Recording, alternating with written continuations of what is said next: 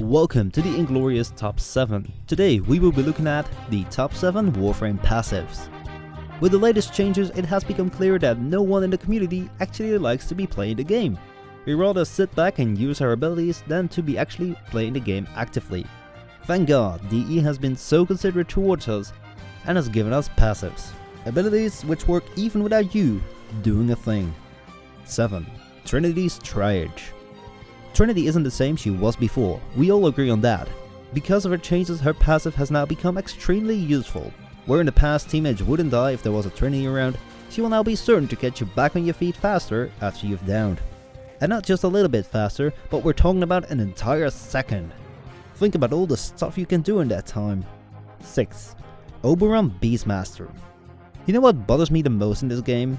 It are these things. Yes, they come to you during an interception and are apparently able to stop you from capturing a tower. And then, they even want you to spend your attention on them. I mean, they're just animals. Luckily with Oberon, or do I have to say our Beast Master, there is no need to be bothered, because Oberon turns them into allies which fight for you. Pretty convenient.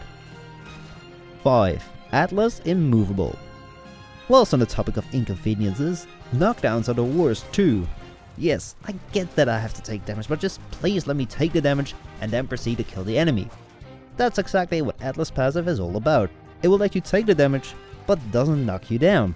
Very handy when fighting heavy gunners and bombards, or when trying to rush a corpus map. 4.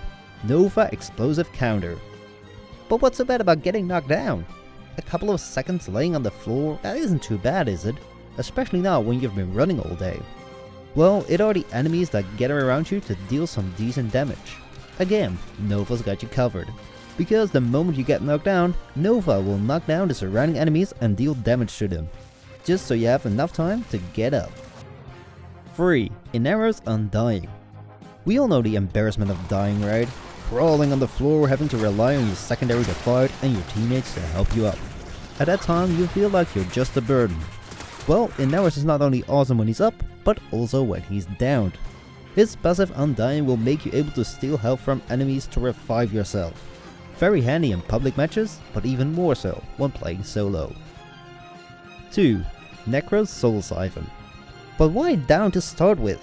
Even without a Trinity's blessing, it's possible to stay alive with Necros.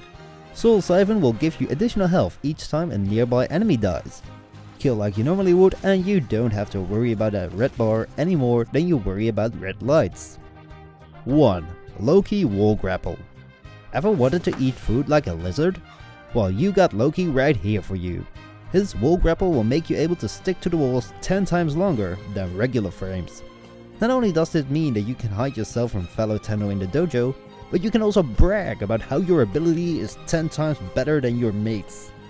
And who doesn't like to do that? So, what do you think of the list? Was it an unforgiving nerf, or was it a much needed buff? Subscribe for more Warframe videos and of course, more Top 7.